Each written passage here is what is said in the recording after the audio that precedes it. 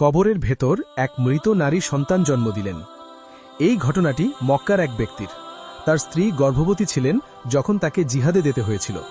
যাওয়ার সময় তিনি তার স্ত্রীর পেটে হাত রাখলেন এবং অশ্রুসিক্ত চোখে বললেন, হে আল্লাহ, এই সন্তানকে আমি তোমার জিম্মায় দিয়ে যাচ্ছি, তুমি এর হেফাজত করো। তিনি চলে গেলেন। দীর্ঘ সময় পর যখন ফিরে এলেন তখন খবর পেলেন যে তার স্ত্রীর ইন্তেকাল হয়ে গেছে। এ কথা শুনেই তার পা টলমলো করে উঠল। কাঁদতে কাঁদতে বললেন, আমাকে আমার স্ত্রীর কবরের কাছে নিয়ে চলো। কবরের কাছে পৌঁছে তিনি অঝরে কাঁদতে লাগলেন। কাঁদতে কাঁদতে কবরের ওপর মাথা রাখলেন এবং ঘুমিয়ে পড়লেন। মাঝরাতে যখন চোখ খুলল দেখলেন যে কবর থেকে এক নূরের আলো বের হচ্ছে। হঠাৎ কবরটি খুলে গেল এবং এক দৃশ্য তাকে স্তব্ধ করে দিল। কবরের ভেতর মৃত স্ত্রীর কোলে তার সন্তানটি জীবিত অবস্থায় খেলছিল।